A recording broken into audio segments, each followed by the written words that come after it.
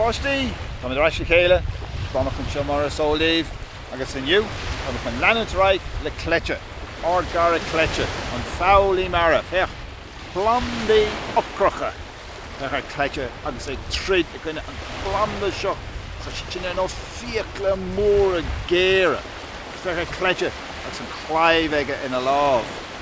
Neadar cáta ag tarlún ar a long an Bolg Lán, feicimid, céinsáis Plandaí Ocracha, tá ann, ar lom.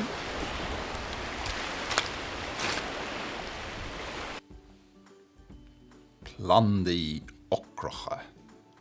Péar castor edition Flammarion na Franca chédailsigh, bei Paul Tees scríomh, Louis Along a wasigh, agus bei Laurbrach a dastrigh is a dailsigh a scéalge. Plandaí Ocracha. Léachra an leabhar. Cleite. Foghlaithe mara é Cleite a bhí na dtrioblóid go minic, ach foghlaithe mara deas lách é. Crúca beag. Cé go bhfuil cuma an rógara is chairde leis é.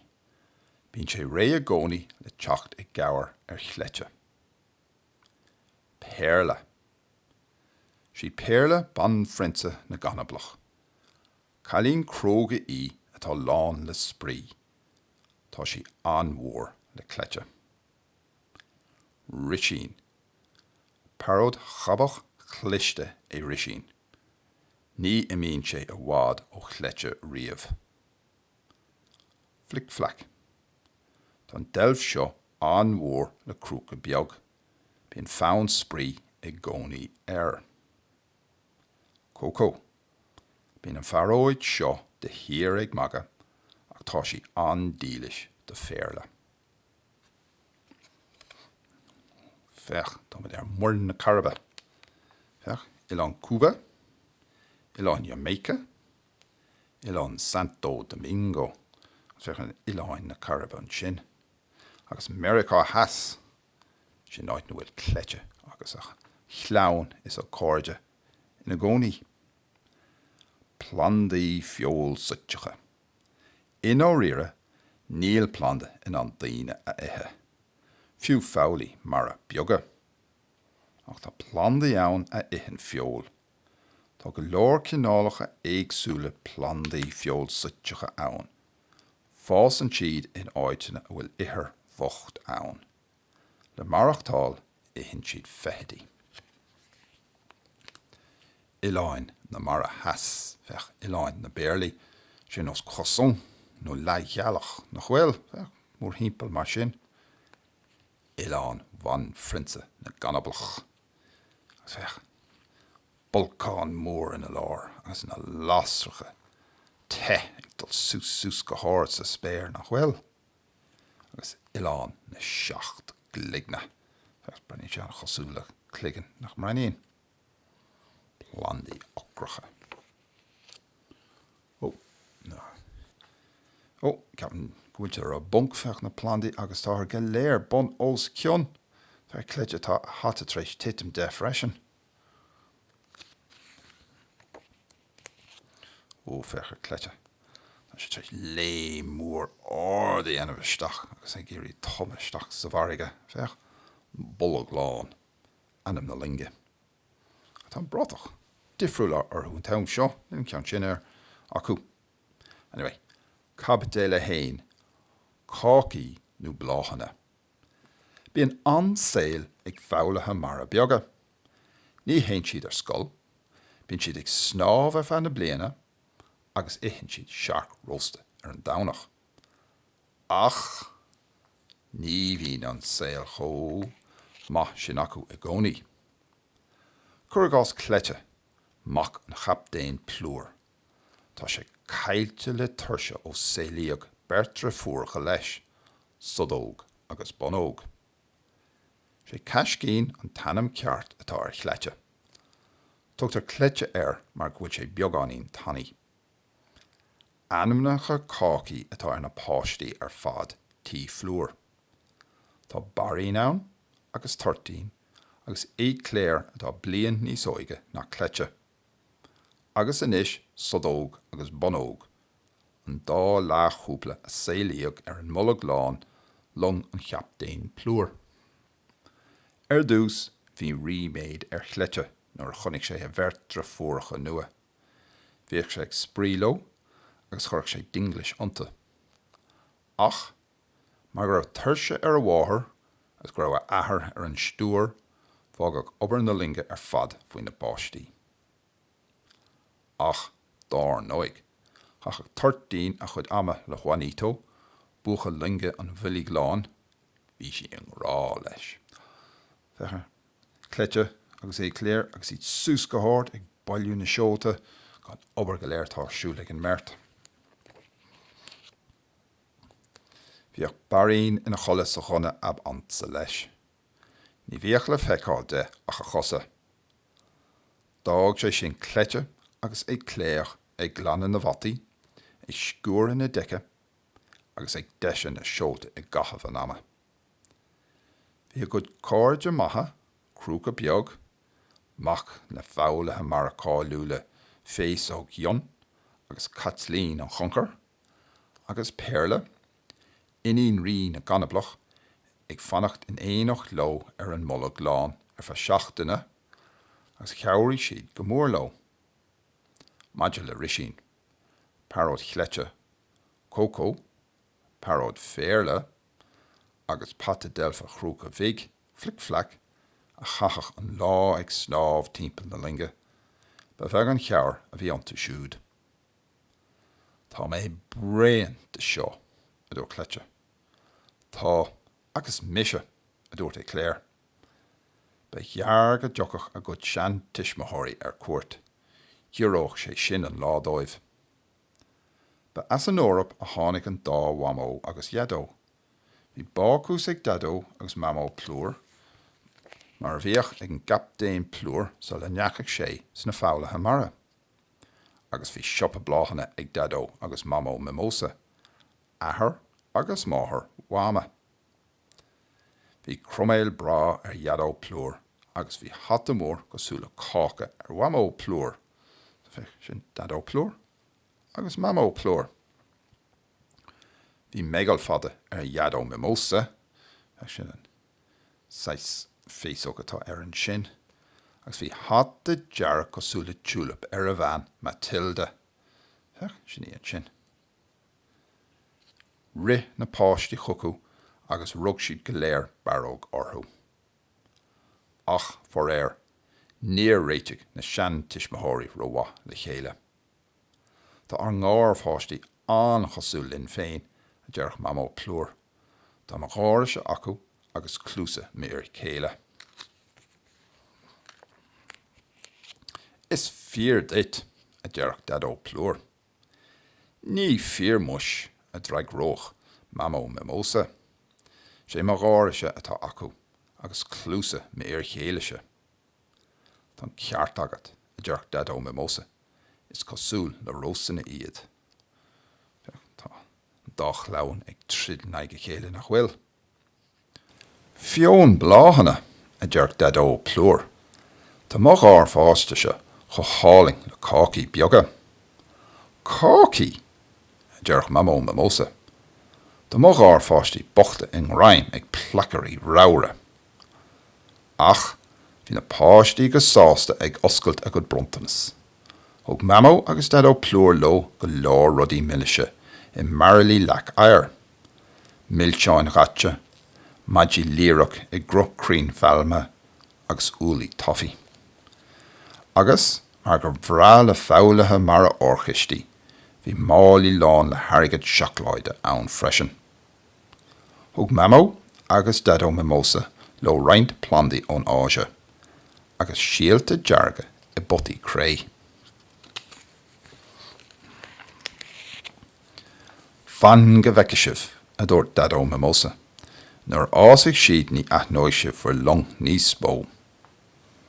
Bé an Bolg Lán ceann den na longa seol is daise bhór charab a dúirt Mama Mimosa, agus leig sí na potaí go cuairmach timpeall an grán seol mór. An tróna sin, has cleite tamil faoin ground mór ag ithe tofií. Más tú, a dúirt sé leis féin, cén chumme a bheith ar na bláhanna agus ar na torthaí a dásaigh sna potaí sin. Agus fechar na cistí léir fech agus an rudí deasa a tugad dóibh. Fechar an picúir seo, mamósa, agus an plán do mór seo, agus á sé tar éis fás chóthard sin fech. Agus iad chuirt ar an Bolg Lán tug an sean his mathirí chleite millseáin agus plandaí deiracha chocú. Cabadé le dó faoi ionsaí ag plandaí.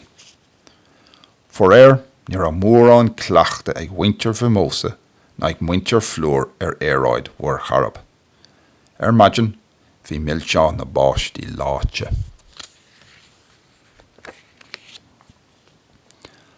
Ach baid na plandaí befesa. Bhí na síalta ón tín imethe ó smacht. Dá siad chu mór sa níthe gur an Bolg Lán clúdathe acu. Bhí fréamhacha ag fás faoin deic.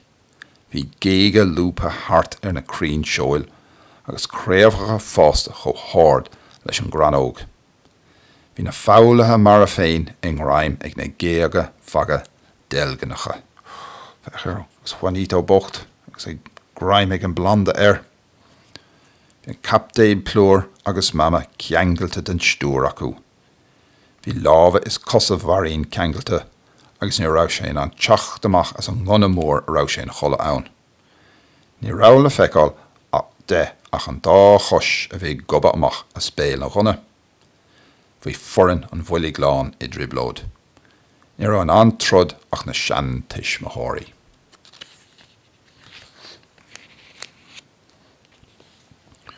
Thóg Dadó Plúr forc I lámh amháin agus scían mhór sa láid eile.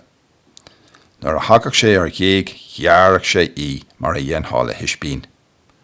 Thóg Mama Plúr rá ruchtán as an gistin agus plab bhain sin na bachlóga duna géige agus rinn si pancóga díobh.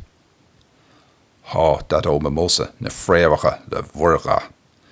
Bhí sé sin deacair mar bhí antóir aige ar Plandaí. Chuir sé sin ag cíine agus tháinig Mama Mimosa ina dhé le círsúr leis na deora a rimú dó. Ach bhí an omarcha Plandaí ann agus tar éis tamil be gheargra na sean tuis mathirí ceangailta freisin. Bhí cleite, cléach, Péarla agus crúca beag crochta ó na gosa as na Plandaí agus iad ó gratha ó thaobh go taobh. Bheith á ghearra leis an gabhlóg agus leis an scían mór. Ó, fech na páistí.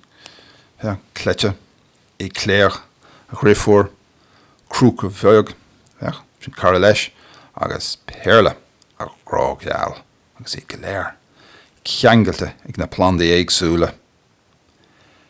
Céir dá thorlóigh dún a díomhrí cleite go scanrathe. Déadach mit fannacht go bheon na Plandaí a bhfuil crúca beag. Béidir go dteochas longa eile ag gearróring dúir Péarla. Ach bhí an scéal ag éirí níos measa. Thos ag bláhan na móra aisteacha ag fás ar dhéag na Plandaí. Bhí na bláhanna cho dearach le foiil agus bhí piotal mhóra orthú cosúil le lipí.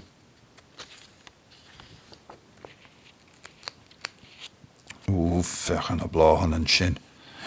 Agus í cho dearach tá sí ar nós béal nach bhfuil agus fíoch le géire orthú. Agus fech ar gáid an sin ceangailt sús le chéile. Tá Plandaí móra bagracha tar éis graim áil ar an long agus tá an uireann in raim in éige. Cabadé le trí bláhanna feoilsúiteacha. Tá siad cosúil le Plandaí a itheann daoine a deir cleite leis féin go himníoch. Tá a dúirt Péarla. Plandaí feoilsúiteacha. Bhí eolas ag Péarla ar a leithéidí. Bhain si le treibh chanablach. Ní éiteach sé a dúirt cleite go scanrathe. Bhí na bláhanna ag fás níos mó. Leis siad ar fud na deice. timpeall na rálaí in irde na seolta gur gach cúne den long clúdathe acu. Gus fechar Mama Plúr an sin agus í a bunk. A iada a bhéic Mama Plúr. Céas tháinig na Plandaí seo. Ní hiigim se tada a dúirt dadó mimosa. Cheannig mission na síalta ó bhar néalach síneach a bhíag dul haar bráid. Ó a jaall, ísig siad muid fad a dó crúg go beag go fatteach. Thréis ma héle chahabh ag bácáil a dúirt dadó Plúr go brónach. Inis ís for mé mar a dhéanfaí le cácha beag. Bhí imní chleite. Ní rá sin an bailachar be éilethe a eáil. Os cór ad rá húil hí na Plandaí ag méadú. Ba geargaméid is chómór is go slugadís. Leachlach ataí, líomhás, nó fiú, feoilí mar a beag. Délig risín agus cócó isteach sa chistan, rug siad lo cúpla piúbar mór dearach in an ngab, agus chaistíad leis na bláhanna iad. Thosaigh na Plandaí ag sreathart go mór sin gur thosaigh na petal ag titim díobh. Scéaladh na géaga éigen, agus dairigh leis na príosúnaigh balú, Cleite, Péarla, Cléach agus crúca beag éilú ón an ráim. Go beo a bheith Cleite, scaile mi dad a séir. Ach, go fargach, dásc na Plandaí an ráim a ríis ar na príosúnaigh. Níor éidir na géaga a scéile. Cad í dhéanamid a dúirt Cléach. Caithimid cabhra áil a dó crúca beag. A cé a cheabhróich linn a díofrigh Péarla de. Dahar rí na chanablach. A dó Cleite. Is sanolaí ar na rudaí seo, nach ha? Na caithfní fiú a bhéic dadó Plúr. Tá na chanablach sin fiáin itheann si daoine abh, agus ní itheann si cácaí. Ná tugadh í ein deir a dúirt dadó mimosa. Tá súlang go níosigh si beo é. Tuairg mé sé persil agus oniún dóibh. Lé Cleite os na as. Bhí an dá iadó a gcónaí ag trid, ach bhí an tam ag éirí gán. Genemies Jeffer a bhéic sé. Tá an planda laganis agus sceargad dosóigh sé fás a ríis agus ísigh sé muid fad. Fág seo a deir Cléach. Cha risín agus cócó tuile piúbar leis an blanda agus léamh na páistí as an mád agus tháinig siad a nús ar grim flic-flac. Fech, tá treis teacht ar nilán, as tá ar a gré sús an trá an sin chod tapaí agus is féidir lo. Tachas séir le cabhar na baróidí I míon na páistí ag ar a cúnamh ón a chanablach. Cabadéile cethar, Ileán na chanablach. Ná flic-flac ar a bhíle dhíthil, agus ba chear gur bhain sé Ileán na chanablach amach. Léamh na páistí dá ghrim, agus tháinig siad a nús ar an trá. Sa bhaile beag, chonig na páistí ahar féile, an rí cuirí, rí lot ina láimheige, agus an bhanríon choréile, agus brosléid, agus fánaí choréil orthaí. Fóg Péarla a hathair agus am áthair. Fad is fé an scéal á bhíú ag I dóibh, ó Cleite, Cléach, agus crúca beag cuairt ar bhaile na chanablach. Bhí sráin bheaga agus umarí glasrí a ngach áid, mar bhí antóir ag an rí cuairí ar anra glasrí, agus díosach sé é sin le gach béile. Bhí crín bhananaí ann freisin, leapacha lúscáin ceangailta den na crín, tithe ar Jean Palma orthú, agus potaí móra millteach ag ngach áid. Ní malum iad sin a dúirt Cléach go nervhíiseach. Ná bíoch imní ort a dúirt crúca beag, ní itheann siad daoine níos mó, ó bhún ahar féarla dóibh le hanra glasrí a ithe.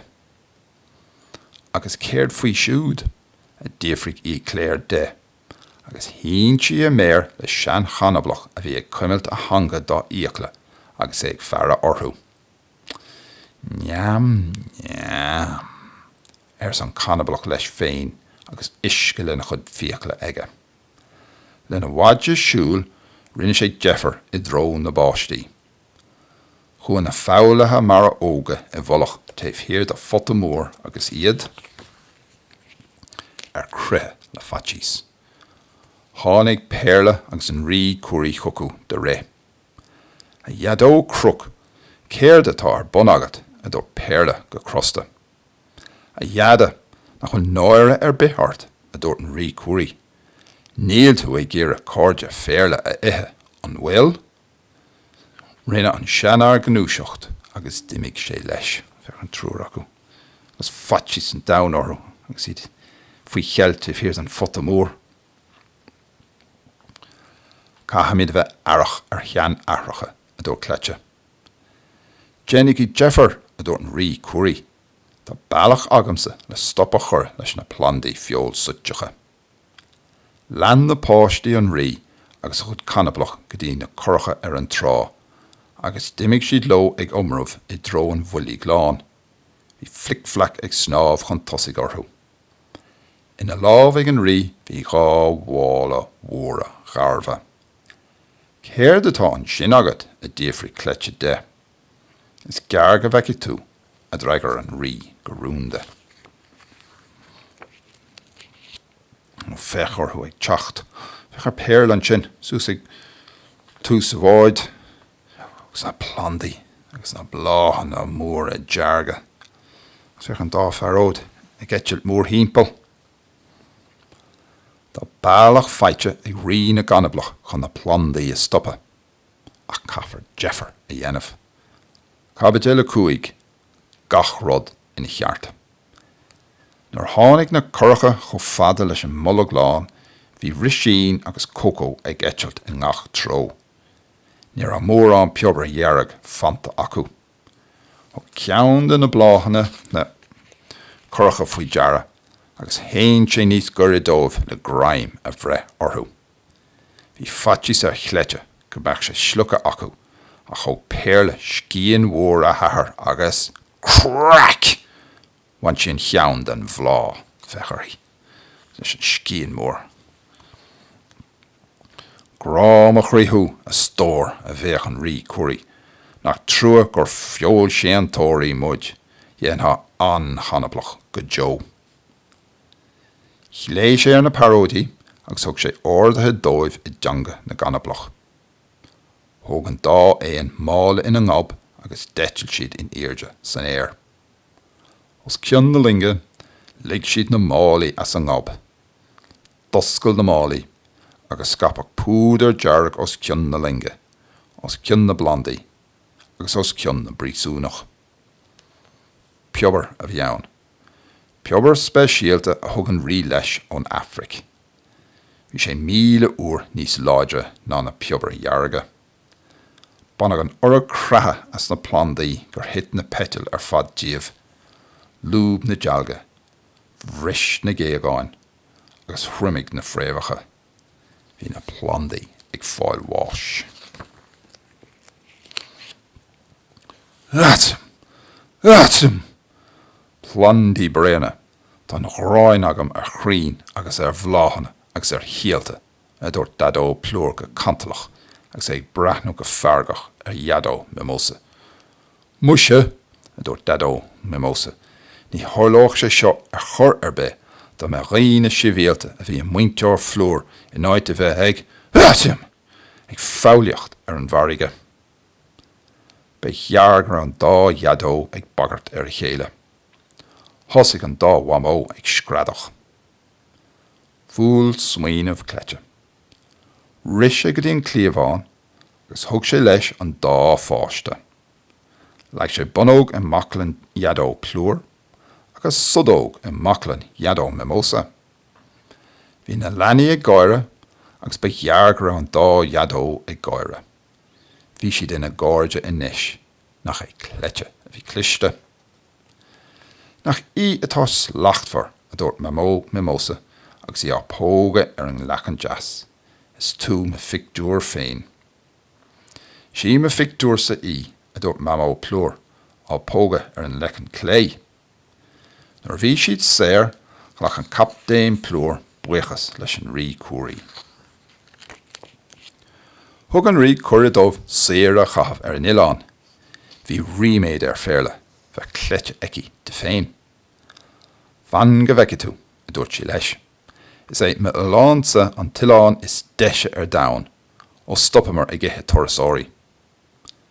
Sna léhananta ina dhí sin, bhí na páistí ag léar an trá, ag iascroch sna cuanta, ag drapas na crín, agus ag githe go leor banani.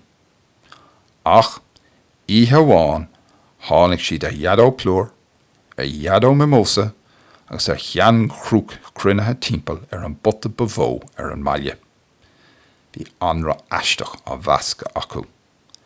Is sprálam oideas nua a chrial, a dúirt Mama Plúr. Sílam go déan subh octopus agus anlan tortíise anmha le chéile. Gan trocht ina síalta feoilsúiteacha sin, a dúirt Mama Mimosa. Ach, foréir nach féidir cúpla cligan a chorán a dúir crúc. Ó a dheall a dúir Cleite, ní a bhór súla chuineáil ina sean athracha sin.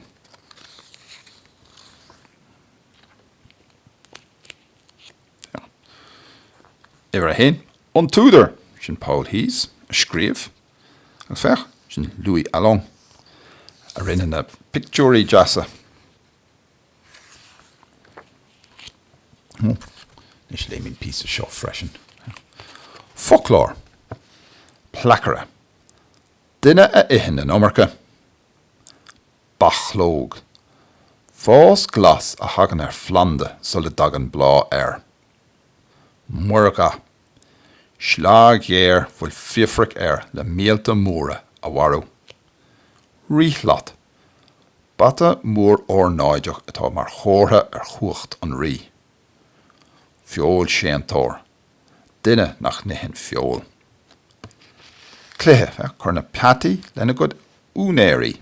Iver a hain Péarla, iver a dó Cleite, agus iver a trí crúca beag. A. Flick-flack an delf. B. Rishin an faróid. Agus C. Coco an faróid. Well, cé leis cé, rud cínt go leis sin agus faoin rá seo. Agus iver dó chur gach charactéir lena ahar féin. Iver a hain Cleite, iver a dó Mama Plúr, iver a trí Péarla, iver a cahar an Captain Plúr, agus iver a cuig rí na chanablach. A. Dado Plúr. B. Dado crúc. C. Dado Mimosa. D. An Captain Plúr, agus E. Rí na chanablach. Tá cínt go sin ar ólas aga freisin. So, bín Cleite, agus na feibhna leis na Plandaí Ocracha, súlang ar hathan an scéalamh, agus tá mit snú, bula liveríis go lua, leis an scéad scéal eile, slán.